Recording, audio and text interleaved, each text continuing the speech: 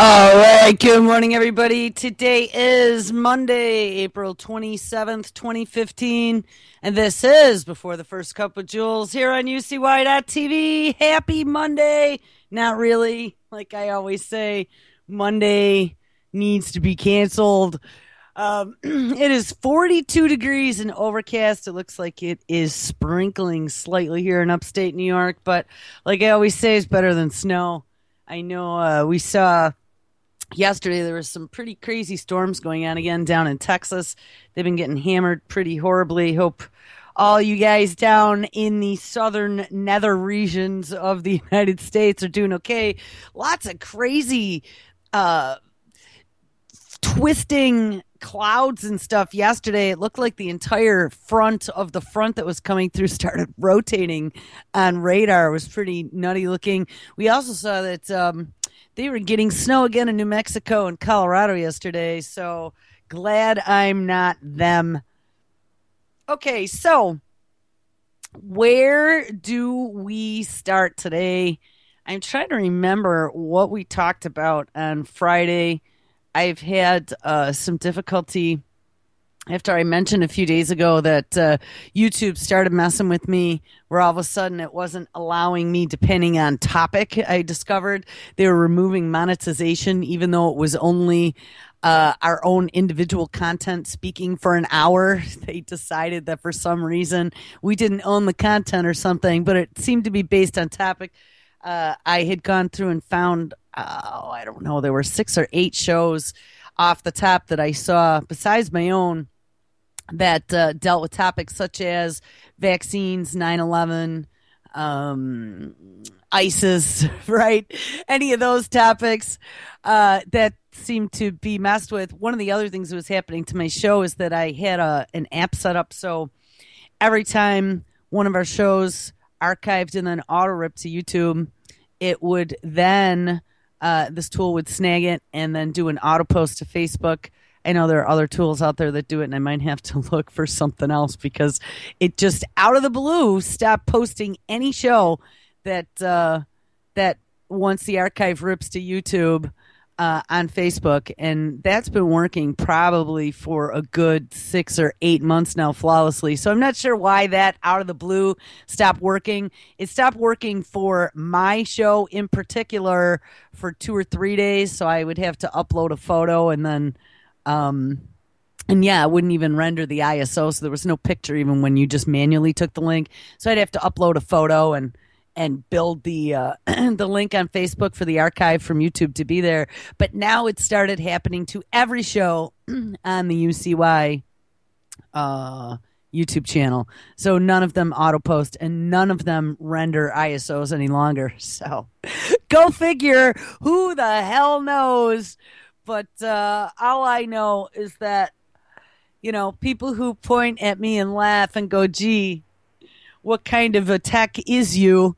Because you have all these technical problems. I don't know. We used to laugh at people like me. It was fine yesterday and it doesn't work today, and I didn't do anything. That seems to be like status quo now, doesn't it?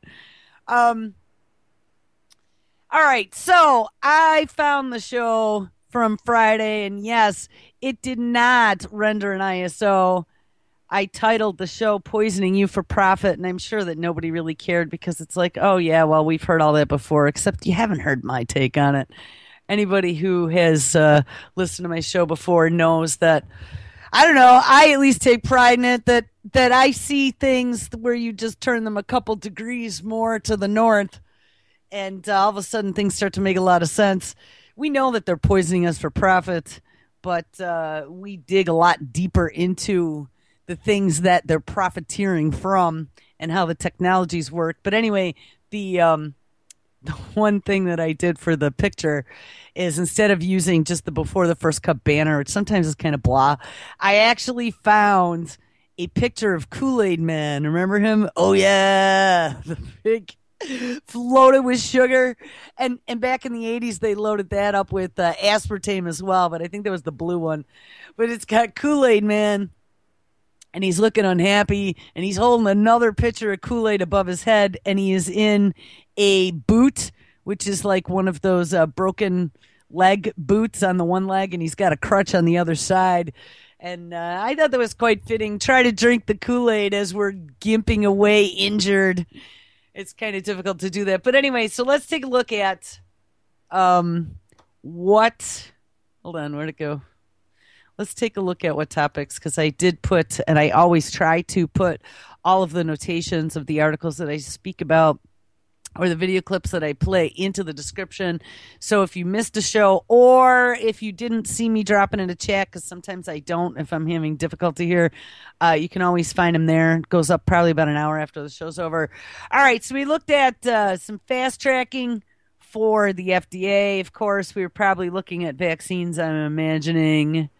Flu outbreak worsens. Edward Bernays. Oh, yeah, kickbacks are legal under Obamacare. Confessions of an RX drug pusher. Bird flu wiping out half the Midwest poultry flock. Yeah. All right.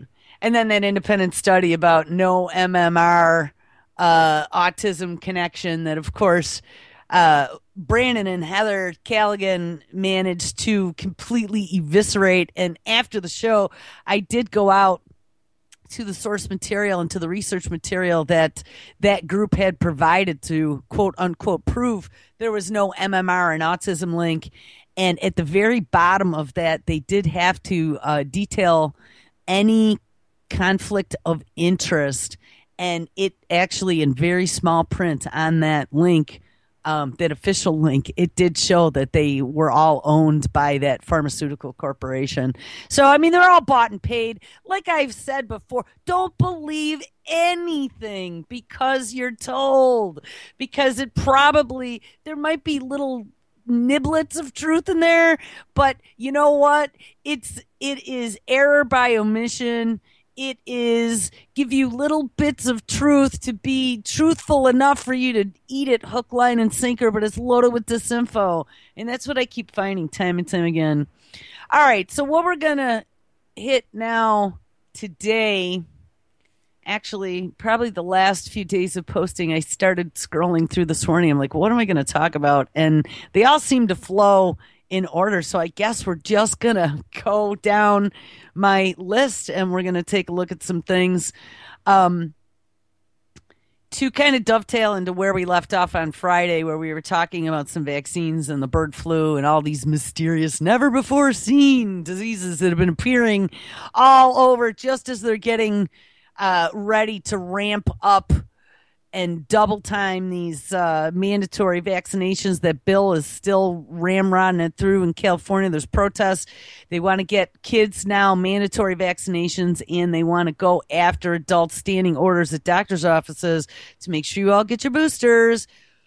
We see Minnesota. Now, remember, when we were watching a clip on Friday, I mean, I watch the news pretty closely because I do a show 5 days a week, and then add to that all of the videos and the playlist sorting and all the other crap that I do. I mean, there's sometimes 50 to 75 headline videos a day that I have to go through and sort. So, I mean, I keep a pretty close eye on what's going on, if only just reading headlines. And the first that I had seen that there was some massive bird flu outbreak in Minnesota that went after, I think, 7 million turkeys was on Friday, hearing about the 5.3 million chickens that they were going to have to cull in Iowa, I believe, because of bird flu. And that was just after, a few days after us reading about Fido being sick. And then in a clip, they said it was bird flu that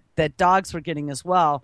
So it just seems kind of odd. But anyway, this was on the 24th, so this must have been on Friday. Dun, dun, dun. Minnesota now declares bird flu state of emergency. Now, guys, ding, ding, ding, ding, ding. The last time I started seeing them declare states of emergency over a pathogen, what happened? That was when they opened the door to the FDA fast tracking for the newfangled vaccine that came out of Europe because we apparently didn't have enough in this country. So just keep your heads up and your eyes open on this one. Declaring a state of emergency for a pathogen is no joke. And all these things that we've been talking about, whether or not They can quarantine you. The executive order that went through in July in regards to pathogens that could be spread easily and whether or not they could put you into quarantine. I mean, all that stuff is real. And all we need is a quote unquote pandemic to enact all of some of these new things that they've been working on. So, anyway, let's read this. Minnesota is the second state to declare an emergency. So it's the second state. See, now who was the first state? Did it Iowa declare? I didn't even see a first state. Minnesota is the second state to declare an emergency due to a fast-spreading bird flu epidemic at poultry farms across the Midwest. Of course, right in the breadbasket of America. The highly contagious H5N2 strain of avian influenza has led to the killing of more than 7.3 million birds in the U.S. In Minnesota, the H5N2 has been found, on 46 farms in 16 counties. This is insane. Here's my question. We were pummeled ad nauseum. I mean, I believe there are probably over 1,200 Ebola videos in the Ebola playlist on Pigmine. And on every time somebody shit an Ebola cell, we got a video, okay? So we're talking 46 farms, 16 counties, 7.3 million birds that have been killed. And we're just hearing about this on April 24th. Today's April 27th. How's that possible? You know, I had mentioned this the other day when we started talking about the bird flu outbreak in Iowa. And I had mentioned this back when we first started this Ebola thing. If you remember, they were like all crazy about Ebola outbreak. And then when people started to get scared and we got to send troops into Africa to go fight that pesky Ebola, right? And then we were getting ready, all these quote unquote vaccines were getting ready in queue to start the never before tried human testing. All of a sudden there was a lull in the Ebola stories. And then you start seeing the World Health Organization or whatever group it was going, oh, never mind. It wasn't that bad after all. You know, things are getting back to normal. Don't worry about it. And I postulated that what they had done was let the cat out of the bag, got people panicking, and then people were realizing that it really wasn't such a big deal, and then no one was paying attention anymore, so they hadn't let it percolate enough, right? So it got real quiet for a month or two, and all of a sudden it's like, oh, holy shit, mega resurgence, oh, Ebola everywhere, and now we got 5 new vaccines that are beginning human trials, right? Well, this almost seems similar, except they didn't jump the gun this time because we didn't see news on the front end. They just waited until it percolated good and chunky at 7.3 million birds, and now they're telling us about it because, hey, that's scarier than a onesie-twosie case that, you know, isn't making headline news. All right, let me finish reading the story. It says in Minnesota, the H5N2 has been found on 46 farms in 16 counties, affecting more than 2.6 million turkeys and chickens. Reuters reported no human infections have been reported in this outbreak. Phew. But, you know, notice, too, they don't even mention Fido or the dog flu or the fact that now they're assigning that dog flu to bird flu. I think it was a different strain, though. There were 2 different strains. The H5N2 was the one that they were finding in Iowa as well. And that dog was an H3 something. I'd have to look, but we did look at that a few days back. It says, quote, there's no reason for anybody in the state of Minnesota to be concerned about their own health, says Governor Mark Dayton at a press conference on Thursday after declaring a state of emergency. Now, of course, that's what Mr. Governor Mark Dayton is supposed to say. And you know, shouldn't you be afraid when you start hearing that from your elected representatives? There's no reason for anyone to be concerned about their own health. What? Shouldn't they at least put you on notice? Here are the symptoms of bird flu. Though this doesn't typically pass to humans, or at least this strain, it is possible that it could pass to humans. And if it does jump the species barrier, that's a bad sign that it could become a pandemic. Because I'm pretty sure that's even what the CDC tells you. And I'm pretty sure that that's what the feds tell you. So why the fuck, after 7.3 million birds are culled, 46 farms, 16 counties, 2.6 million turkeys and chickens, he's saying, don't be concerned. That's when you worry. Remember, I told you guys, when you start to see little red flags pop up because something doesn't seem quite right, your eyebrow goes up as you're reading a story for one little sentence that you're like, that doesn't make sense. That's the red button. Ding, ding, ding, ding, ding, ding, ding. Cupid doll.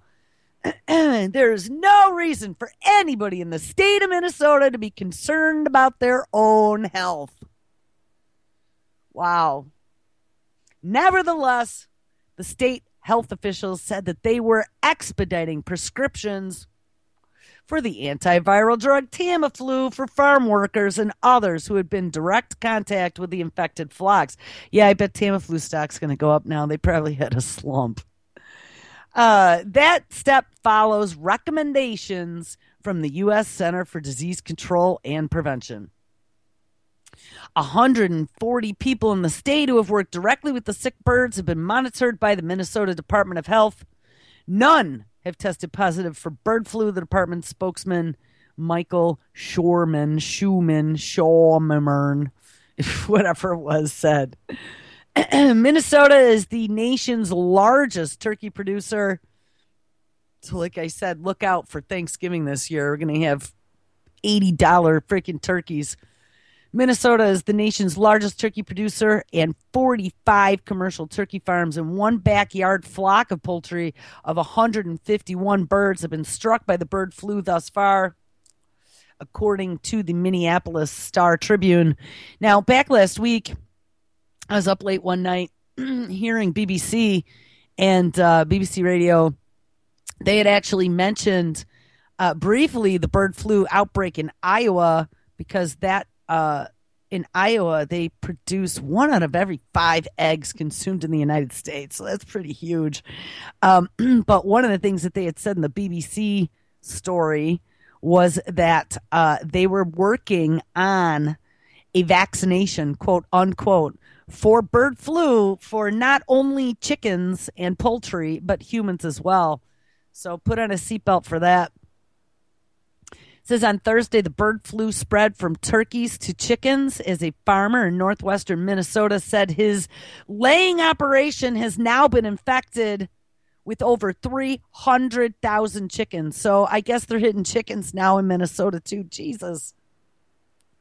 I mean, how was this not headline news? And it ends up in the clip we heard on Friday. It wasn't just Iowa, which is the only state I heard of, and then this Minnesota declaring a state of emergency. But in the one clip, they mentioned offhandedly that it was like 12 states. I mean, this must have been percolating for a really long time for it to be this advanced throughout the flocks. Quote, "This is a moving target, and the number of farms affected has continued to increase," Dayton said. "We don't know what the ceiling would be." So on the one hand, you got the governor saying, don't worry, nothing's wrong. You're not in danger. And on the other hand, we have this farmer who's saying it's spreading like wildfire and they don't know where it's going to end. If the problem is not addressed quickly, bird flu is capable of destroying an entire flock in less than 48 hours. Yeah, so much for all of the homesteaders who are trying their self-sustainable living, huh? With their turkeys and their chickens. 2 bird flu strains have been discovered in the United States this year. The H5N2 strain is in Arkansas, Idaho, Iowa, Kansas, Minnesota, Missouri, Montana, North Dakota, Oregon, South Dakota, Washington, and Wisconsin, and it has also been identified on farms in Ontario, Canada. So there's your 12 states that apparently it's raging, and we didn't hear a peep. So that's the H5N2. And notice too, Kansas is in the middle there, where they moved their Plum Island research to. I just thought that was interesting.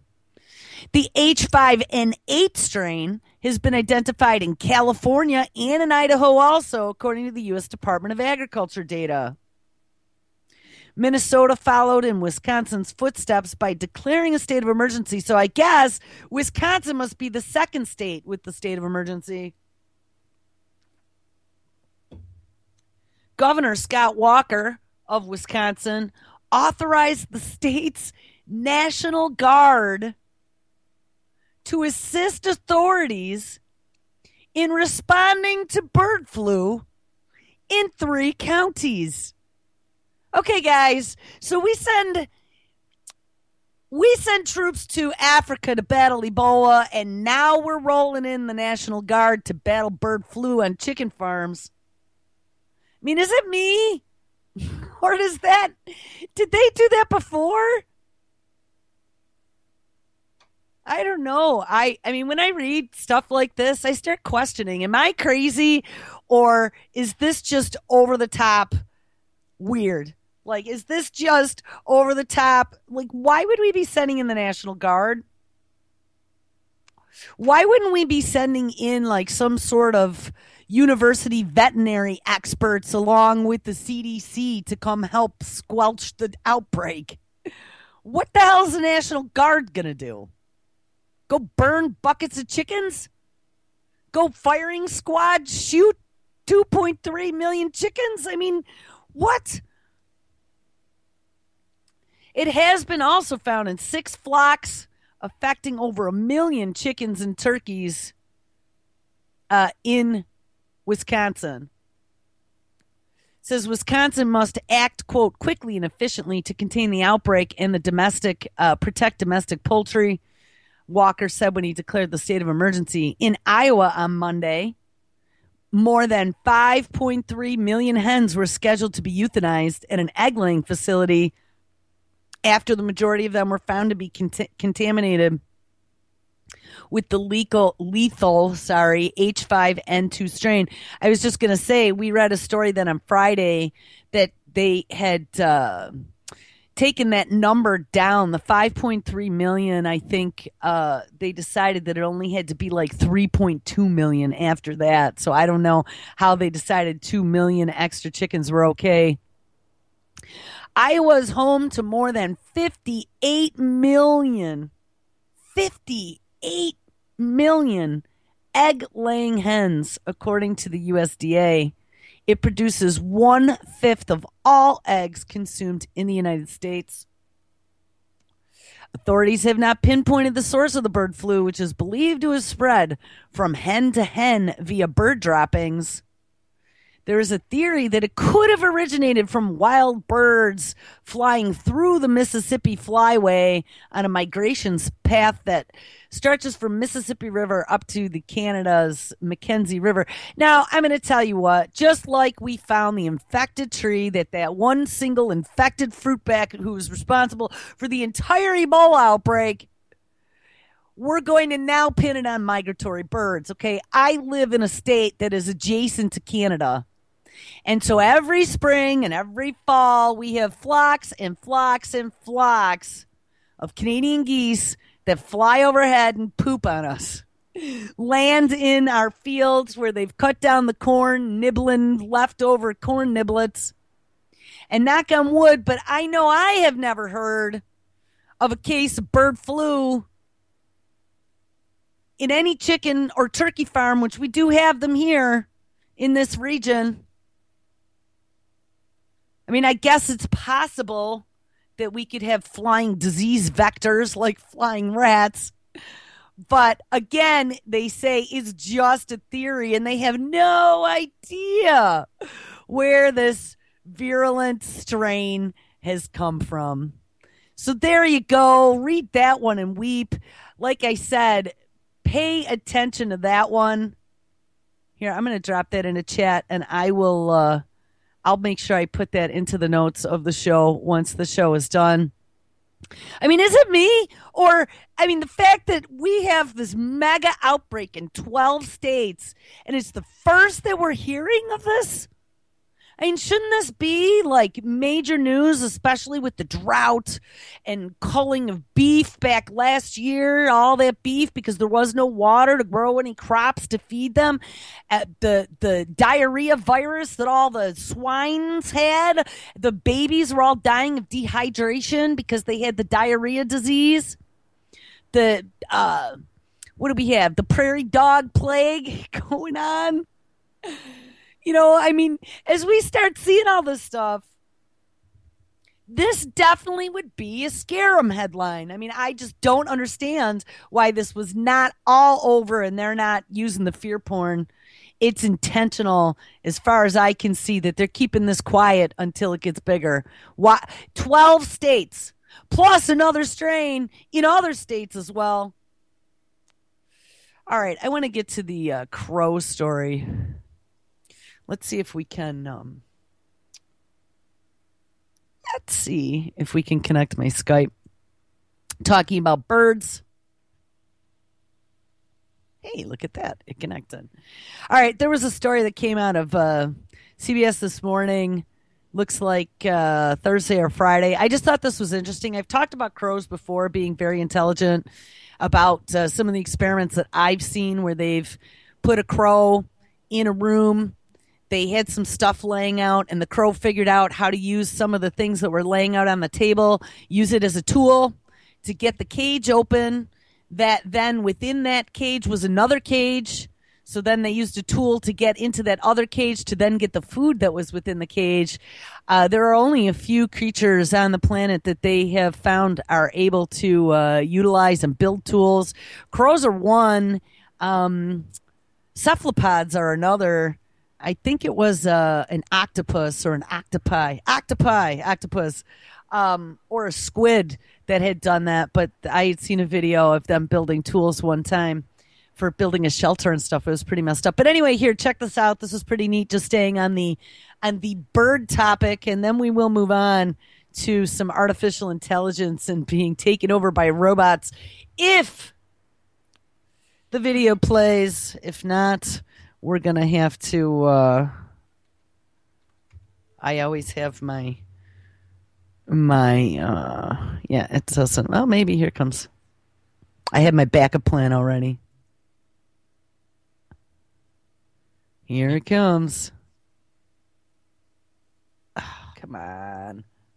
All right, hold on. You know what? If this doesn't work, let me just get to that video quick, just in case.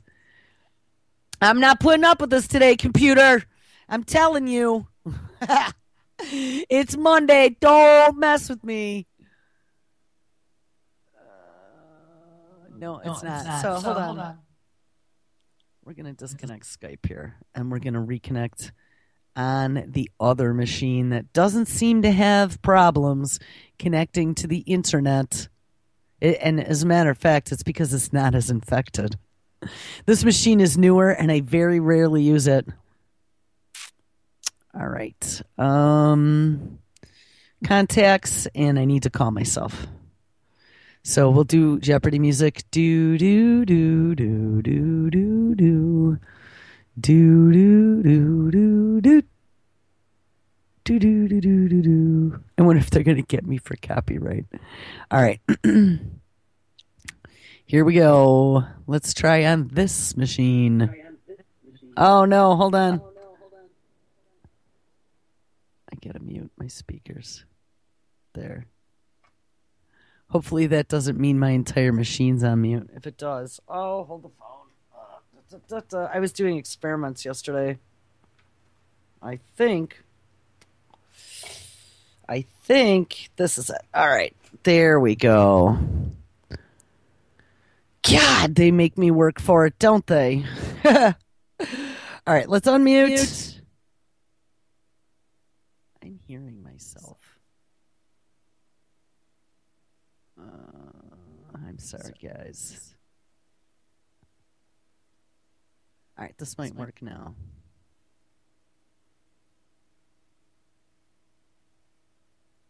We'll try. Here we go. How come I'm hearing echo?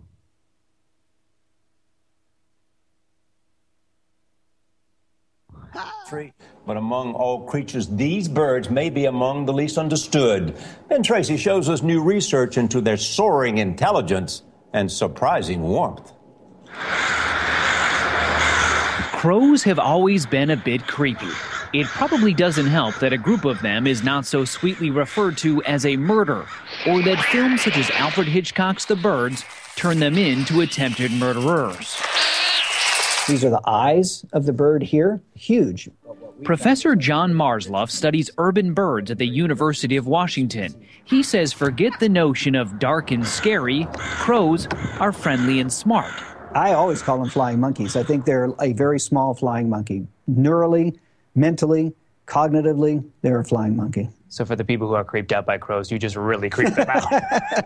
Yeah, sorry. A crow's brain is the size of a human thumb, huge relative to its body, putting their intelligence on par with primates and allowing them to solve complex problems. The PBS series Nature showed an experiment where a crow figured out how to use a small stick to retrieve a larger stick and then use that to retrieve a piece of food that was well out of reach. That's actually the experiment. It's funny that they mentioned that. I'm sure that they've done many more. That was an old experiment, but yeah, the crow actually was able to use a tool to retrieve the food, and it wasn't just a one-step process, it was a multi-step process. But here's one of the questions I have now. Crows are so prevalent, and they're everywhere. Why wouldn't the crows be a concern for the spread of bird flu? I mean, I know that they're probably not migratory like, let's say, Canadian geese are, but on the other hand, crows and pigeons, doves, they're everywhere. Why wouldn't they be concerned about those spreading disease? I know that here in the Northeast, they are concerned about, and oh shit, I'm not going to be able to remember what it is. Oh, what's the disease up here that birds get? That they've been telling us for years, if we see dead crows, that we're supposed to call the health department because of one of the mosquito-borne viruses. West Nile, that's what it is. West Nile virus. It gets into the birds. But, nobody's been warning about bird flu. And like I'm watching these in this video, there are flocks, thousands of these crows. And think about it, sparrows, whatever, there's birds everywhere. This, to me, that whole bird flu story is just pretty unbelievable. I'm still trying to digest the numbers and the number of states there. But anyway, here, let's finish the story about smart crows. Marsloff also conducts research with these masks. His team wears them on campus and then records what kind of sounds the crows make. They have discovered crows recognize and remember individual faces. By sedating the birds and putting them through a PET scan, they found different areas of a crow's brain light up when they see a person they perceive as friendly or threatening. When crows see people, what can they do with that information? Well, one, they recognize individual people that are important to them. And when somebody does something dangerous, they mark that person and remember that person, as far as I can tell, for their life. These crows seem to remember 8-year-old Gabby Mann for a good... They remember people for life, he just said.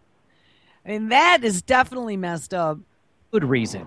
She and her mom, Lisa, feed them in their Seattle backyard. They love dog food. How smart do you think these crows are? Very smart. They actually ran a test to see if a crow was as smart as a 7-year-old. What did they find out? It was. Smart enough, it appears, to keep a good thing going. As smart as a 7-year-old, they said. And that's pretty impressive in a little crow. And crows are about the size of parrots, I would say, maybe even a little bit bigger. But that's pretty amazing. This is a lot of stuff. I know. Gabby has a carefully cataloged collection of more than 70 trinkets her neighborhood crows have left on her bird feeder, including earrings, a heart, and a best friend charm. What do you think they're telling you? That I'm their friend. Marslov says more likely they are telling her to keep the food coming. He wrote an entire book called Gifts of the Crow. He says the behavior is part of a courtship with humans. Crows and their relatives, ravens and magpies, have been known to form close bonds with people. These are photos of a wild magpie that continually visits the same family which rescued and fed it. So when the crows first started bringing gifts for you, what did you think about that? I thought we should feed them more. To get more gifts? So much for having a bird brain.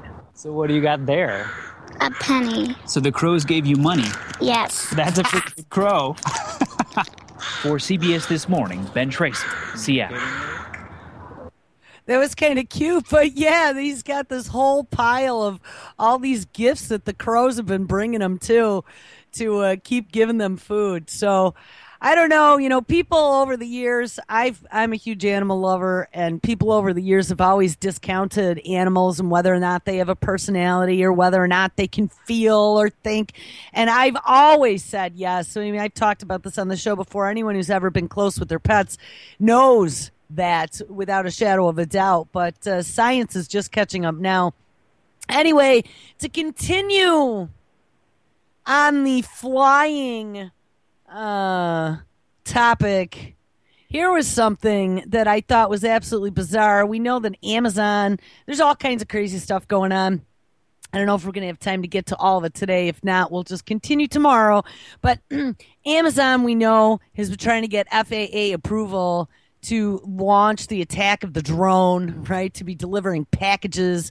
Who the hell knows how they're going to do it? One of the requirements for the FAA is that it has to remain within line of sight, and I think that was something that we discovered back a few months ago. We heard a clip where Amazon was pissed off because the FAA has been so slow at dragging their feet over giving them the approval to fly these drones everywhere. And so they've gone right over the border, and started testing in Canada.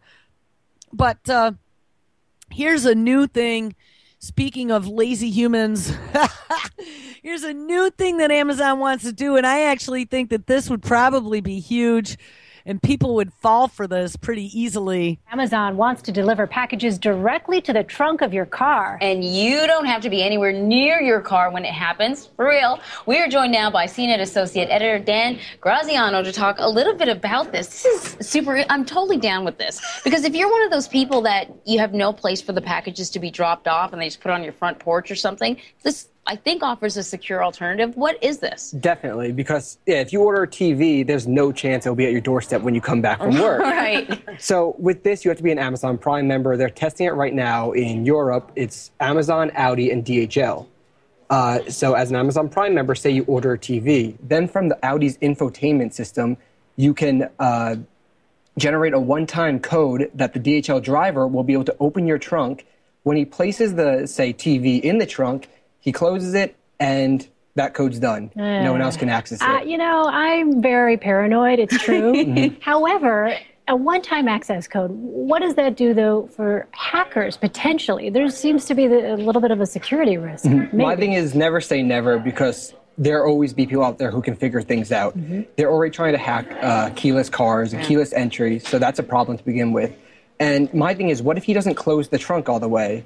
Then your whole $1,500 TV could be out the door. I did not think of that. So it could be a possibility, but I think the benefit outweighs the risk at this point. And Audi even said they may expand to have people pick up packages from your trunk, which I think would be so cool. Interesting. So this wasn't actually flying drones, but that's what it made me think of. But yeah, they want to deliver it directly to your car, and they want to be able to pick up packages from your car. And as we're becoming more and more dependent on technologies, so they're using the Audi infotainment system, which I don't know, did we talk about that on air or not? That there was a story that came out, I think it might have even been Friday or Saturday, about now they're looking to use the DCMA, the Millennium Copyright Act, to prevent you in the future from being able to work on your own car. because they want to reclassify cars as a mobile computing device. And under that heading, the software and the computer in the car would then be considered proprietary. And if you go messing with the car itself, you could cause future potential mechanical issues. So they want to make that illegal. And I mean, we've read and seen clips about the DARPA chick, and there were a couple stories that I just found recently. They were interviewing her again about how hackable all of these new devices are. And here we are. He mentioned the hacking of the remoteless keyless entry systems. I mean, that's something that they really are pushing not only on vehicles, but on your home, right? You can have the push button keypad for your door. They have thumbprint scans for things and whatever. And as we become more digitized and move away from doing old school things like literally using a key, it's going to be easier and easier for quote unquote hackers to get into things. And of course, what is that going to allow them to do? Oh, problem, reaction, solution. Now let's bring in a stronger cybersecurity bill, which they're in the process of right at this very moment as we speak. Here's a clip about this mysterious device, they call it. Yeah, I'm sure it came from some alphabet agency initially somewhere that gives burglars access to keys to cars' keyless entry system. Ways around technology designed to keep them out of cars. Reports of stolen vehicles are down sharply from the 1990s. They dropped from 1.7 million per year to around 700,000. But Vladimir Dutier of our digital network CBSN shows us how high-tech car thieves are exploiting security gaps. And he's right here in New York City. Vlad, good morning.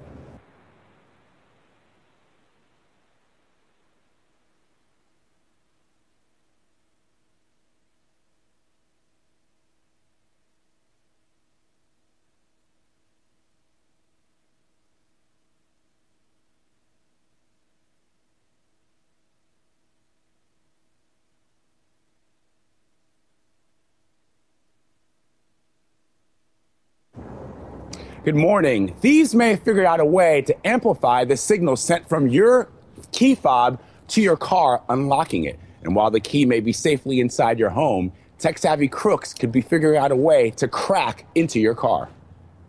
Surveillance video shows the ease with which this troubling high-tech break-in technique takes place. In Chicago, a man walks up to a car without a key, opens the door with ease, and hops right in. 3 minutes later, he exits the car and walks away. The knee-jerk reaction was for me to be angry. Angry because he owns that car. And Michael Shin says he's diligent about locking it up. It's just